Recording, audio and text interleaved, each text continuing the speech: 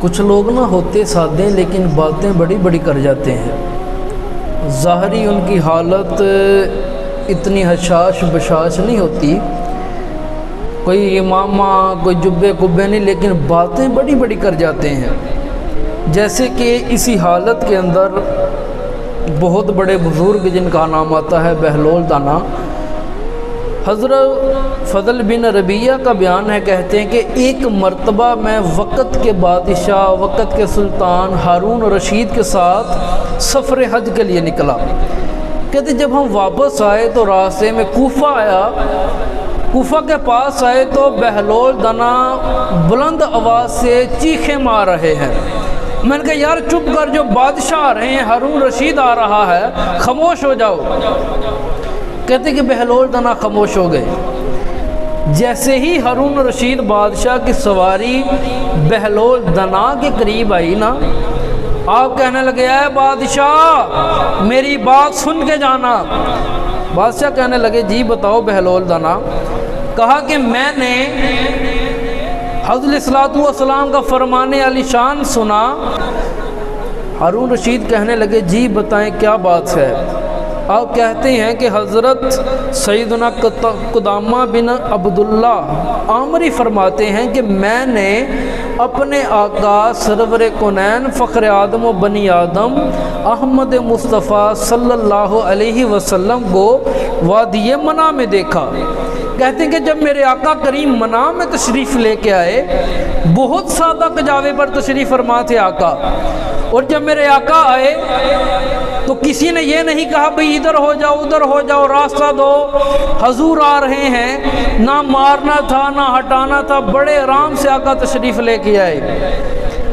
جب یہ بادشاہ نے الفاظ سنے نا، اس لیے تو ہم حضور کے بارے میں کہتے ہیں کہ تیری سادگی پہ لاکھوں، تیری عاجزی پہ لاکھوں، ہو سلام عاجزانہ مکی مدینے والے۔ حضرت فضیل بن ربیہ کہتے ہیں کہ یا بادشاہ سلامت، یہ بہلول دانا ہے۔ ہارون رشید کہنے لگے ہاں ہاں یار مجھے پتہ ہے اس کے بارے میں۔ تو بہلول دانا کو ہارون رشید کہنے لگے مجھے کچھ اور نصیحتیں کریں، کچھ اور ایسی باتیں بتائیں کہ جس کی وجہ سے میں دنیا و آخرت میں کامیاب ہو جاؤں۔ آپ نے کہا سن پھر، اگر ساری دنیا کی حکومت مل جائے، تمام لوگ تیرے مطیع و فرما بردار ہو جائیں، پھر بھی کیا تیرا آخری ٹھکانہ تنگ تاریخی قبر نہیں؟ آخر کے اندر قبر کے اندر تیرے پیار کرنے والے تیرے ساتھی تم پر مٹی ڈالیں گے۔ ہارون رشید عرض کرنے لگے اے بہلول دانا کچھ اور نصیحت کرو۔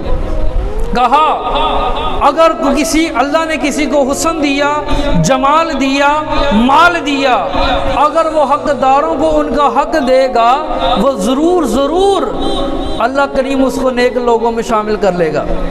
ہارون رشید کہنے لگے لگتا ہے کہ بہلول دانا کو کچھ ضرورت ہے مال کی۔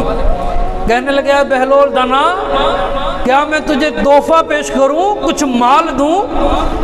بہلول دانا کہنے لگے نہ بادشاہ مجھے تیرے پیسے کی ضرورت نہیں، جا کے جو ضرورت مند ہیں ان کو ان کا حق ادا کر، پہلے اپنا حق ادا کر پھر میرے پاس لے کے آنا۔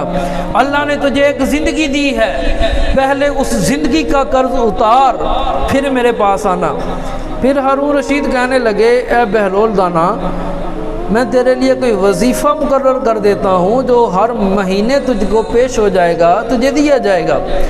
بہلول دانا کہنے لگے نہیں بادشاہ مجھے تیرے پیسوں کی ضرورت نہیں ہے، کہ جو پروردگار، جو ہمارا رب، جو ہمارا خالق تجھے عطا فرماتا ہے وہی رب مجھے عطا فرماتا ہے۔ جس نے تجھے رزق دیا وہی رب مجھے رزق دیتا ہے، مجھے تیرے مال کی ضرورت نہیں۔